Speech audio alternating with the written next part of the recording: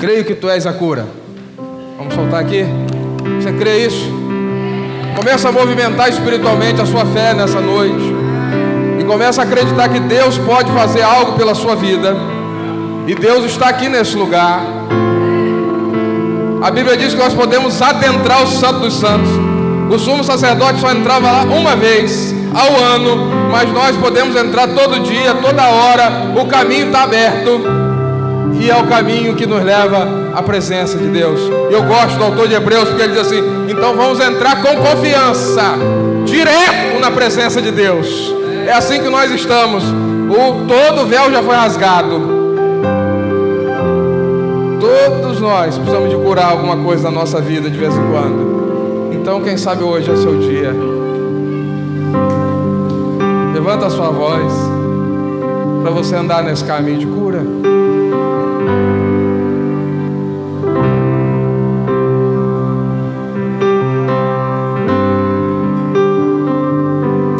Você precisa falar isso com fé.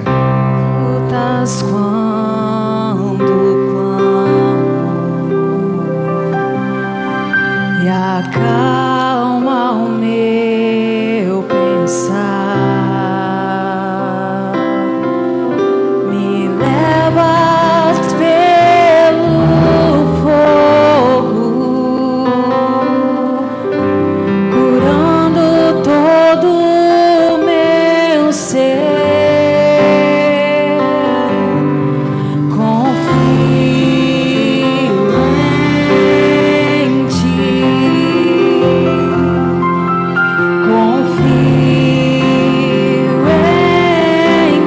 Levanta a sua mão e declara isso em nome de Jesus.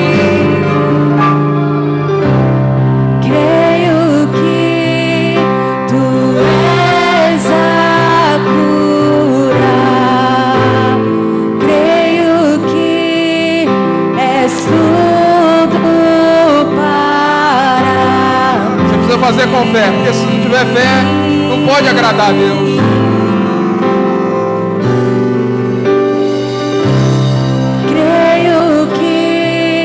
Tu és a vida, creio que não há outro igual a ti. Jesus, eu preciso. Livre acesso nós temos a Ele. A presença de Deus, nós podemos entrar agora. Por Jesus Cristo nosso Senhor. Me escutas quando clamo e acalma o meu pensar.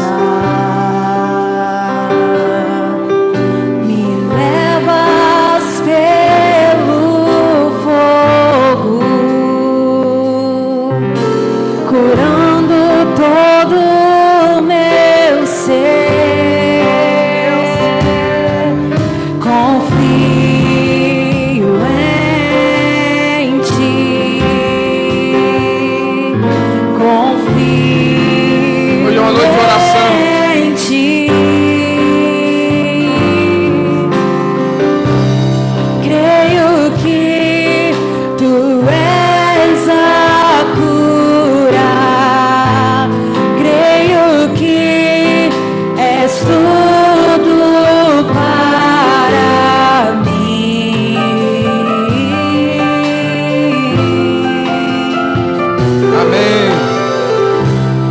Timóteo capítulo 4, o apóstolo Paulo escrevendo para o seu filho na fé, ele diz assim, a partir do versículo 9: procura vir ter comigo depressa, porque Demas me desamparou, amando o presente século, e foi para Tessalônica, Crescente para a Galácia, Tito para a Dalmácia. Verso 11 diz: só Lucas está comigo. Toma Marcos e traze-o contigo, porque me é muito útil para o ministério. Também enviei Tíquico a Éfeso. Quando vieres, traze a capa que deixei em Troade, em casa de Carpo, e os livros, principalmente os pergaminhos. Alexandre, o latoeiro, causou-me muitos males. O Senhor lhe pague segundo as suas obras. Tu, guarda-te também dele, porque resistiu muito às nossas palavras. Ninguém me assistiu na minha primeira defesa, antes todos me desampararam. Que isto lhes não seja imputado. Mas o Senhor, vamos ler juntos esse final? Mas o Senhor assistiu-me e fortaleceu-me, para que por mim fosse cumprida a pregação, e todos os gentios a ouvissem, e fiquei livre da boca do leão. E o Senhor me livrará e guardar-me-á para o seu reino celestial, a quem seja a glória para todos sempre. Amém. A segunda carta de Paulo a Timóteo é uma carta testamento. Paulo está preso, os motivos agora são políticos, a igreja está debaixo de perseguição, e ele entende que o tempo dele está acabando, as cortinas da sua vida se fechando, e aí nós vemos um homem traído, um homem abandonado, um homem desprezado, um homem que não tem ninguém em sua defesa, um homem no lugar desumano, um homem sem recursos financeiros, um homem sentenciado à morte. Poderíamos falar tantas outras coisas, mas nós encontramos um homem curado. Nós não encontramos um Paulo amargurado, nós não encontramos um Paulo depressivo, nós vemos um homem resolvido e confiante nas promessas de Deus e nos propósitos de Deus. E nós começamos a ver então nesse texto que nós precisamos caminhar o caminho que Paulo trilhou, que é o caminho da cura. E a primeira lição que nós vimos é que você não pode ficar sozinho. Jamais escolha ficar sozinho, porque sozinho você tem mais dificuldade de ser curado. Gente depende de Deus, mas gente precisa de gente. Segundo lugar, nós falamos que para você ser curado, você precisa vencer suas frustrações e jogar fora as amarguras. Todos nós temos frustrações, todos nós temos amarguras na vida. Demas largou ele, todos o abandonaram. Nós vemos um Paulo dizendo que ninguém o defendeu no seu julgamento, e nós vamos ver um Paulo dizendo que Alexandre o traiu. Poderíamos dizer assim, ele experimentou de tudo, mas ele está entregando tudo nas mãos de Deus, porque ele venceu as dificuldades e não deixou que as dificuldades o carregassem para trás. Verso 3 é: saiba pedir perdão e perdoar quem te... Ninguém vai ser curado se não souber admitir os seus erros, e ninguém vai ser curado se não souber perdoar. Talvez aqui seja um dos pontos mais difíceis. Eu me lembro do meu velho professor de seminário que dizia assim: se você quiser pregar uma mensagem atual, prega todo domingo sobre perdão, porque todo domingo alguém precisa perdoar alguém. Precisamos pensar nisso, irmãos. Quarto, nunca se afaste da preciosa palavra de Deus. Nós vamos ver um Paulo condenado à morte, sem esperança de que sairia dali vivo, mas ele fala com Timóteo: traz a Bíblia, traz os livros, eu quero continuar estudando e conhecendo mais. É um desejo profundo de ser melhor a cada dia. Quinto, saiba que Deus jamais lhe abandonará. Ele diz assim: todo mundo me abandonou, todo mundo me desamparou, alguns foram embora, mas eu estou assistido pela graça de Deus. Deus não nos livra da fornalha, Deus nos livra na fornalha. E o sexto é: viva intensamente para Deus hoje. Se você deixar para amanhã, pode ser tarde. Se você quiser fazer alguma coisa boa, faça hoje.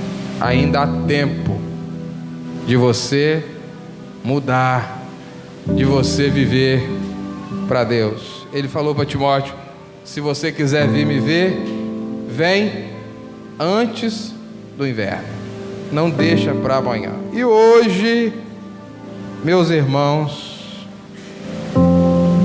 olhe para o passado com gratidão. Quer ser curado? Aprende a ser agradecido pela sua história. E aí nós vamos ver um Paulo dizendo assim: combati o bom, terminei guardei. Ele está chegando ao final da sua vida, do seu ministério. Ele está entregando o bastão para Timóteo, e ele olha para trás e diz assim: foi um combate. Foi férias? Foi mar de rosa? Foi um combate.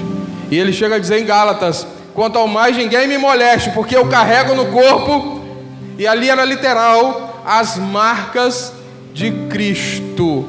Então ele sabe muito bem o que ele está falando. Ele está olhando para trás e dizendo: olha, a minha vida não foi férias, a minha vida não foi um passeio, a minha vida foi batalha, mas eu combati o bom combate. Eu estou terminando com consciência de que eu dei conta do recado. E aqui nós vamos ver o cumprimento dessa palavra que ele disse lá atrás no livro de Atos, quando ele estava se despedindo dos presbíteros de Éfeso. Paulo está indo para Jerusalém, e ele sabe que de Jerusalém ele vai para Roma, e que Roma ele iria sofrer muito. Mas ele diz assim, e os presbíteros abraçam ele e pedem: por favor, não vá. Ele diz assim: vocês estão preocupados com o quê? Vocês estão nervosos por causa de quê? Você acha que eu estou preocupado com a minha vida? Você acha que eu acho que a minha vida é algo importante? E ele diz assim: todavia não me importo, nem considero a minha vida de valor algum para mim mesmo, se tão somente puder terminar a corrida. Não é a mesma palavra que ele usa lá? Terminei, combati o bom combate, completei a corrida. Ele sabia que ele tinha uma corrida, e ele diz assim: o que eu quero é completar a corrida. Se eu morrer, se eu sofrer, se eu tiver que doar a minha vida por causa disso, não importa. O que importa para mim é cumprir a corrida que me está proposta, ou seja, completar o ministério que o Senhor Jesus me confiou, que é fazer o quê? Dar testemunho do Evangelho da graça de Deus. Nós vamos ver um homem totalmente focado, e nós vamos ver um homem que não dá valor a si mesmo, e ele coloca o seu ministério acima da sua vida. Não é exatamente o contrário do que as pessoas têm nos dito hoje? Primeiro é você, depois o ministério. Pensa em você. Se está bom para você, se você não vai sofrer, se você vai ser recompensado, se você não vai ter que pagar um preço muito alto, aí você continua. Paulo está dizendo assim: olha, eu tenho um ministério, e esse ministério é tão importante para mim, que eu sou capaz de doar a minha vida. A minha vida não tem valor maior do que eu cumprir a vontade de Deus. Eu estou colocando tudo de lado, porque eu tenho uma. Tanto que quando Ágabo chega para ele, prende as suas mãos, o profeta Ágabo, e diz assim: olha, E é um negócio, e aí tem gente que não acredita em profecia, mas está lá em Atos. O profeta Ágabo pegou o cinto de Paulo e amarrou as mãos de alguém e disse: o dono desse cinto vai sair daqui preso. Aí o povo diz assim: Paulo não vai. E ele diz assim: eu não tenho outro caminho, eu tenho que cumprir a vontade de Deus. Jamais Paulo abandonou a fé. 1 Coríntios ele diz: eu estou esmurrando o meu corpo para que eu não termine mal aquilo que Deus mandou eu fazer depois de tanto sucesso. O sucesso de hoje não te garante o sucesso de amanhã. Nós temos que guardar nossa vida, porque ninguém vai se lembrar de nós pela maneira que nós começamos o ministério. As pessoas vão se lembrar de nós da maneira que nós terminamos o ministério. Você começou bem. Então ele diz: combate o bom combate, siga na carreira. Sabe por quê? Porque se você fraquejar, você não vai cumprir aquilo que Deus está fazendo, quer fazer na sua vida. Só morre bem quem vive bem. Você quer morrer bem, irmão? Você quer morrer em paz? Vive em paz. A vida é muito mais que viver, e a morte é muito mais do que morrer. Tem gente que simplifica demais as coisas. E aí nós vamos ver um apóstolo dizendo: combati o bom combate. Quantos querem chegar no final de sua vida? Tomara a Deus que daqui a muitos anos, ou não, que você possa dizer: valeu a pena. Vai valer a pena. Vamos? Vai valer a pena, gente. Continuar seguindo a vontade de Deus, olhar para trás com gratidão. Muita gente dizendo: não vale a pena não. Vale a pena se matar por causa disso não. Vale a pena se preocupar por causa dos outros não. Vale a pena se liderar não. Vale a pena. Vale a pena? Vale a pena? Será que vai? Se nós pudéssemos falar com Paulo, ele disse: se você for fiel até a morte, vai valer a pena. Só morre bem quem vive bem.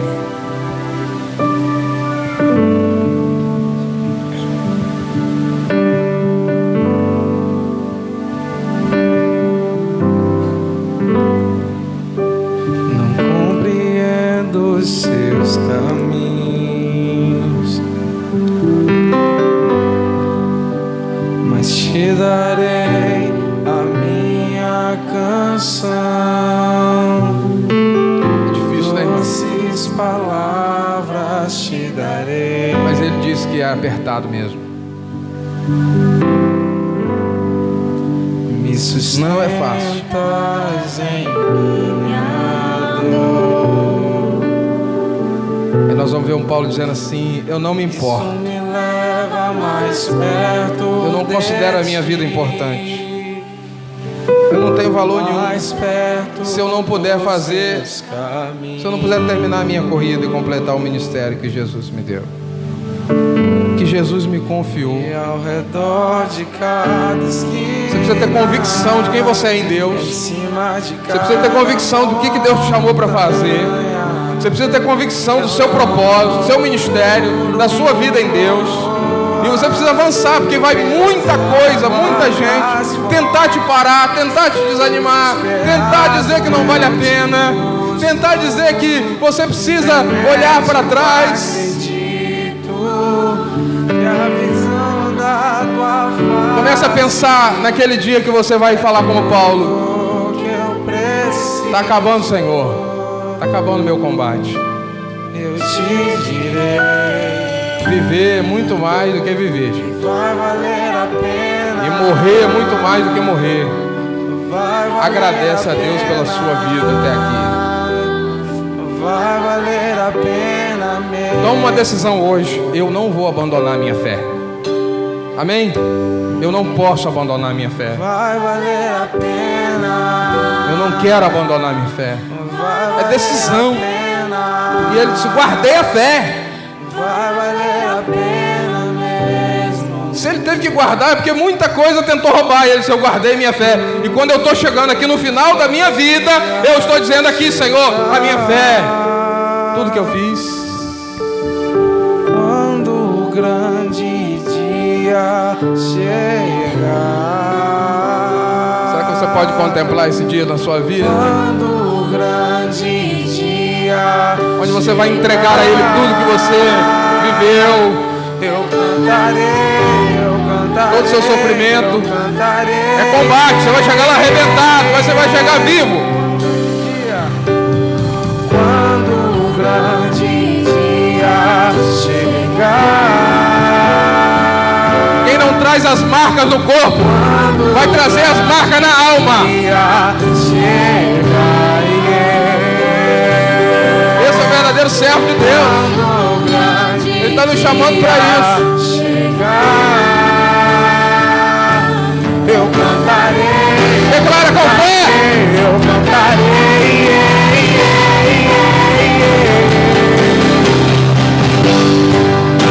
Senhor, valeu a pena. Senhor, valeu a pena. Senhor, valeu a pena mesmo. Senhor, valeu a pena. Senhor, valeu a pena. Senhor, valeu a pena mesmo. Amém. Creio nisso, Pai. Nós estamos em cima da Tua palavra.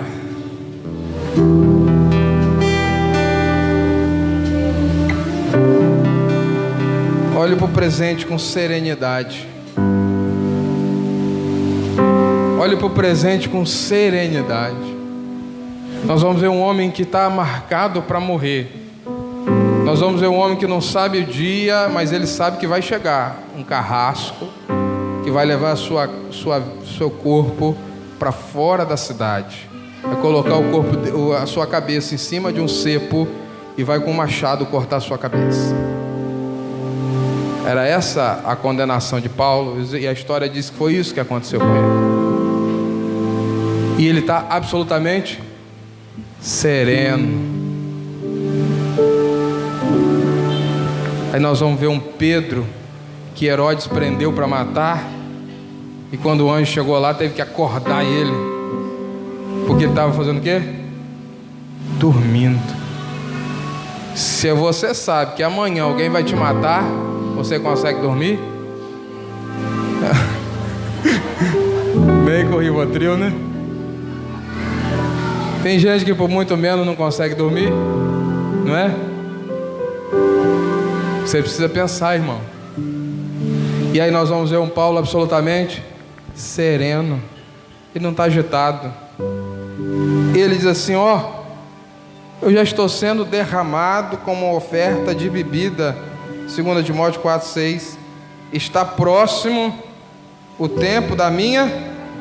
Ele sabe que ele vai morrer, mas ele sabe que não é o carrasco que vai tirar a vida dele. Ele sabe que na verdade ele está derramando a sua vida como oferta agradável ao Senhor. E ele fala assim: está chegando o dia da minha partida. Chegando o dia de quê? Eu pensei, irmão, de guardar esse texto para pregar no dia de velório, mas eu podia estar agorando alguém e dizer assim: alguém vai morrer. Eu falei com Deus: Deus, como é que eu vou falar de morte? E Deus falou: prepara o povo, porque uma palavra dessa não pode ser só no dia que alguém morre. Uma palavra dessa precisa ser para você e para mim, que um dia vamos ter que encarar a morte. Para você e para mim, que um dia vamos ter que encarar a morte de alguém que nós amamos. O apóstolo Paulo diz assim: eu estou partindo. E essa partida tem 3 sentidos. A palavra partida no grego, primeiro é aliviar alguém de uma carga. Partir, a palavra está dizendo assim, é quando alguém for livre do peso que carrega. E aí Paulo está dizendo, eu estou partindo, ou seja, eu vou descansar das minhas fadigas. Quando eu morrer e quando você morrer, sabe o que você vai fazer? Descansar das suas fadigas. Vai ter um monte de gente chorando, mas certamente você vai estar descansado e alegre nos pés do Senhor. O irmão me falou assim, pastor, cuidado para o senhor não infartar. Eu digo, se eu infartar, eu vou para a glória, meu irmão. E aí vocês ficam aí, ó, carregando o peso de vocês. O meu, já estou aliviado. Eu não sei qual vai ser esse dia, irmão, mas Apocalipse nos diz isso. Então ouvi uma voz do céu dizendo, escreva, felizes os mortos que morrem no Senhor, de agora em diante. É por isso que o Evangelho é um negócio de doido, porque nós estamos dizendo o seguinte, quem morre no Senhor é feliz. Diz o Espírito, sim, porque eles descansarão das suas fadigas. Viver aqui é se cansar, mas vai chegar o dia que nós vamos ser aliviados de todo o peso que nós carregamos. E Paulo está dizendo, está chegando a hora de eu descansar. Outra coisa, Paulo está dizendo partir no sentido de levantar acampamento, como se ele estivesse em viagem ou estivesse morando numa barraca. Ele está dizendo, está na hora de eu desarmar a minha barraca e voltar para casa. Deixar uma moradia que é temporária e agora ir para casa definitivamente. E Paulo está dizendo assim, eu só estou mudando de endereço. Eu estou atualmente morando nessa cela, mas daqui a pouco eu vou morar na casa do meu pai para todo sempre. Morrer é deixar o corpo e ir habitar com o Senhor. É partir para estar com Cristo. E aí ele diz isso, 2 Coríntios 5:8. Ele diz, temos pois confiança e preferimos estar ausentes e habitar com... Não é isso? Ele diz assim, se eu morrer, vai ser bênção. Eu vou para a glória. Não quero ver nenhuma despedida aí hoje, mano. E aí Filipenses 1:23, ele diz, para mim viver e morrer, lucro. Vamos fazer uma careta para a morte, porque a morte não põe mais medo na gente. É eu desarmar a minha moradia temporária e ir morar definitivamente nos pés do Senhor. E alguém diz assim, eu não sei porque que eu vim no culto hoje. Será que uma palavra dessa é para mim? Eu não sei, irmão, mas se for, eu quero que você saia daqui preparado. Toda vez que eu vou visitar algum irmão doente, a minha primeira pergunta é, está firme com o Senhor, irmão? Porque se ele estiver vacilante, já é a hora de eu falar e ajustar, porque se morrer, glória, e eu fico com a minha consciência tranquila. Pastor, mas é uma unha encravada, eu não sei, pode dar uma infecção generalizada, ó. Eu fico com a minha consciência tranquila. Eu aqui, querendo que o homem bote a mão na minha cabeça e ore para Deus curar, ele está falando de morte. Eu vou orar pela cura, mas eu quero garantir que se você passar daqui para lá, você vai certo para onde você está indo. Terceiro sentido é desatar a âncora, soltar o barco e deixar o barco atravessar o rio. Olha o que Paulo está dizendo, eu estou hoje aqui do lado de cá, mas vai chegar uma hora que meu barquinho vai navegar E eu vejo a morte assim. Tem um lado de cá e tem um lado de lá. Quem está do lado de cá não vê quem está do lado de lá. Mas do lado de lá tem muita gente. Chega uma hora que a gente tem que soltar o barco da pessoa que nós amamos, não é? Ou nós vamos estar dentro do barco e vamos nos despedir. E o povo do lado de cá chora, não é? E o barquinho vai. Daqui a pouco o barquinho some. Nós não vemos mais a pessoa, mas tem um porto do outro lado. Esse barco vai chegar lá, e lá estão esperando aqueles que já partiram antes da gente, e vai ser uma glória quando a gente chegar lá. Vou dizer logo, eu não acredito no sono da alma. Eu sei que tem muita dúvida e muita gente que acredita, mas eu não acredito que sono da alma existe. Tem gente que ensina que a pessoa morre e vai ficar dormindo até Jesus voltar. Eu não acredito. Paulo, quando fala em 1 Tessalonicenses, os que dormem, ele está usando uma figura de linguagem. Me ajuda aí, Alessandro. Uma figura de linguagem para amenizar os que dormem, para não falar os que estão mortos. E aí o povo pega aqui, eufemismo. Isso, tem uma esposa, professor de português, eufemismo. É só para melhorar o negócio, para não falar morreu, a gente fala faleceu, não é isso? E aí Paulo está dizendo os que dormem, mas não tem base para dizer que dorme. Não tem base, irmão. Pega esse texto lá de 1 Tessalonicenses e diz que vai dormir. Eu não quero ficar dormindo até Jesus voltar. Eu já quero chegar fechar o olho aqui e abrir na glória. E outra coisa, bobagem também, o povo que fica falando que lá ninguém vai conhecer ninguém. Bobagem. Não tem base bíblica para isso. E seria a coisa mais sem graça do mundo, eu chegar lá e não te conhecer, nem você me conhecer. Não é não? Vai ser diferente. Mas quando Moisés apareceu lá, era Moisés, era Elias. Quando o rico morreu, ele era o rico lá do outro lado, lembrando das coisas. E o Lázaro no inferno, a mesma coisa. Aí que está. Quem vai para o inferno também, é a mesma coisa. Fechou o olho aqui e abriu no inferno. E aí o Lázaro disse, o rico disse, Senhor, passa para cá. Ele disse, não. Não tem mais jeito. Acabou. É só enquanto estava vivo. Bom, enfim, mas esse não é o nosso assunto. Só para te dar uma luz, porque eu sei que tem muita gente que tem dúvida. Paulo está dizendo assim, eu estou fazendo a minha última viagem.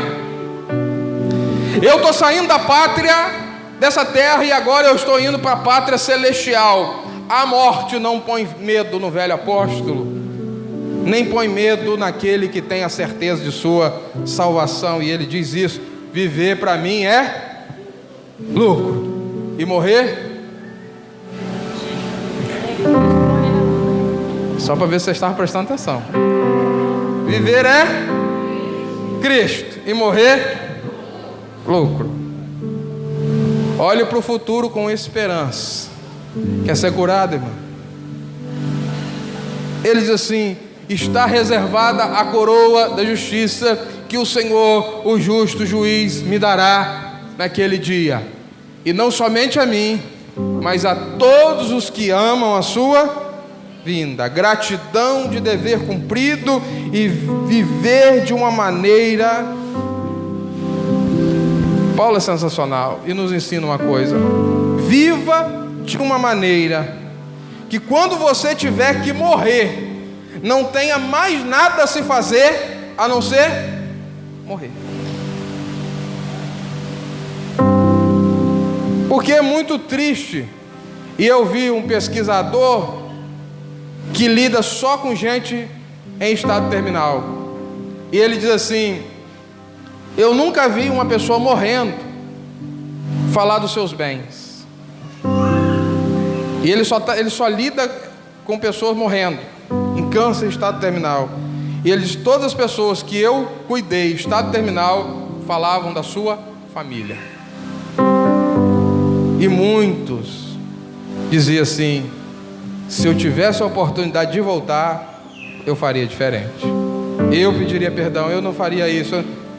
Então nós temos que viver uma vida, irmão, na graça de Deus, para que quando chegar o dia da nossa morte, a gente não tenha nada do que dizer assim, ó, e faltou isso, faltou eu fazer isso, faltou eu falar aquilo, faltou eu abraçar, faltou. Felicidade por saber que estava indo para a presença de Jesus. Esse imperador aí pode dizer que eu sou culpado e pode me condenar à morte, mas diante do Senhor já estou inocentado de todos os meus pecados, e nada mais me segura, porque Jesus Cristo já pagou o preço por mim. Olha para o futuro com esperança, porque Ele vive. Eu posso crer em quê? No amanhã. Amém? Você precisa acreditar, irmão. Tem um amanhã reservado para o servo de Deus. Pode ser que a coisa melhore aqui. Pode ser que se não melhorar aqui, vai melhorar na glória. Falei semana passada, alguns Deus livra da morte, outros Deus livra através da morte. Eu tenho esperança. Eu tenho esperança. E o mesmo apóstolo vai dizer: se a nossa esperança em Cristo estiver apenas nessa vida, nós somos o quê? Os mais miseráveis dos homens. Feche os seus olhos. Declara isso. Isso cura a alma da gente. Tem um caminho muito melhor. Tem uma vida muito melhor. Tem um lugar sem injustiça. Tem um lugar sem dor. Tem um lugar sem pecado. Tem um lugar sem doença. Tem um lugar sem nada disso. E Apocalipse diz: Ele vai enxugar dos meus olhos toda a lágrima. Vai chegar o dia.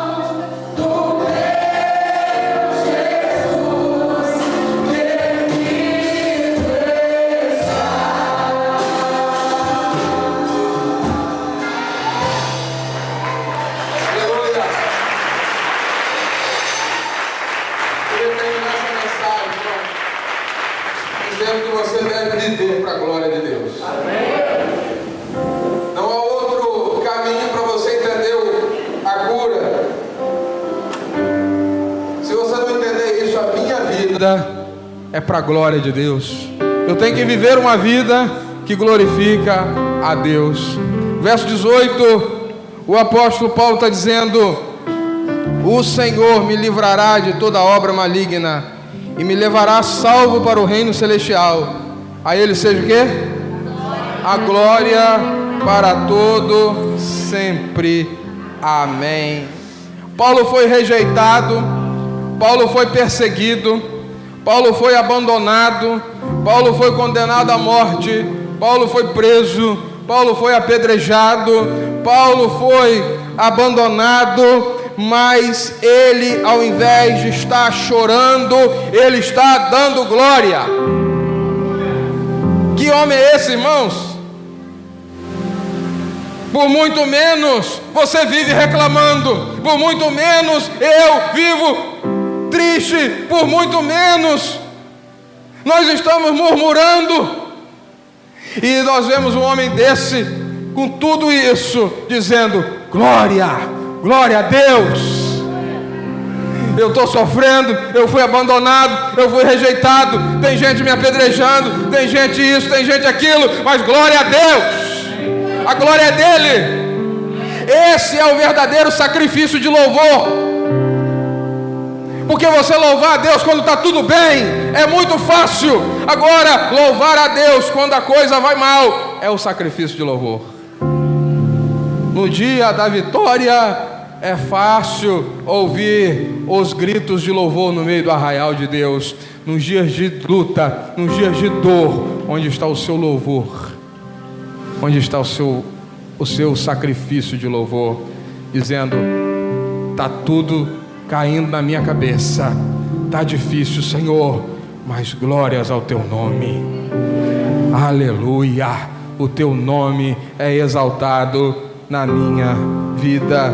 Eu não sei o que vai ser, não importa as circunstâncias, mas eu estou dando glórias. Irmão, você já pisou no Santo dos Santos? O Santo dos Santos era um lugar que apenas o sumo sacerdote entrava, apenas uma vez por ano. E aí nós vamos ver o autor de Hebreus dizendo: olha, agora, por causa de Jesus, por causa do que Jesus fez por nós, nós podemos entrar toda hora no Santo dos Santos, e não uma vez no ano só. Eu fico imaginando, porque a gente quer chegar no céu e perguntar a Moisés: Moisés, como é que foi ver o Senhor face a face no Monte Sinai? Como é que foi ter a face brilhante? Perguntar a Josué: como é que foi o rio abrir, as muralhas de Jericó cair? Perguntar a Davi: como é que foi a sua vitória contra Golias? Me conta, eu estou doido para saber, eu nunca vi uma história dessa. Perguntar a Eliseu: como é que foi multiplicar o azeite da viúva? Perguntar a Jeremias, perguntar a Ezequiel. A gente quer conhecer os personagens do Antigo Testamento, mas todos os personagens do Antigo Testamento vão olhar para mim e para você e dizer assim: me conta por favor, como é ter livre acesso à presença de Deus, porque eu nunca tive isso. Como é? Olha o que nós temos que aquele povo não teve. Nós ficamos muito impressionados com os feitos de homens do Antigo Testamento, mas nenhum deles tinha livre acesso igual a gente tem. Nenhum deles desfrutou da presença do Espírito Santo dentro dele. Moisés vai olhar para nós e dizer assim: me conta como é viver todo dia da sua vida com o Espírito Santo movendo dentro do seu coração. Me conta que glória é essa que vocês viveram. E quantas vezes a igreja está desprezando isso? A igreja está fraca, a igreja está morta, a igreja não está sabendo desfrutar de tantas coisas boas e de tanto poder que está disponível a nós. Davi não entrou no Santo dos Santos, Moisés não entrou no Santo dos Santos, os profetas não entraram no Santo dos Santos, Só o sumo sacerdote que entrava lá uma vez no ano. Eu e você podemos entrar no Santo dos Santos a hora que a gente quiser. Você não está entendendo, irmão? Você não está entendendo o privilégio que a gente tem? Como é que nós vamos viver uma vida cristã dessa? Sem graça, sem sal, sem açúcar, se nós temos a oportunidade de viver o melhor de Deus para as nossas vidas. Ninguém viveu isso no Antigo Testamento. E aí no dia de Pentecostes o Espírito Santo foi derramado, o véu se abriu de alto a baixo, e agora todos podemos entrar lá e desfrutar da presença de Deus. Talvez você fique impressionado com Isaías. Como é que foi a visão do trono, da glória, dos querubins, dos serafins? Isaías dizia: agora me conta como é estar na presença de Deus diretamente, sem nenhum intermediário. Viva para a glória de Deus, porque Deus já colocou a glória dele dentro do seu coração. Chega de viver uma vida de murmuração, irmão.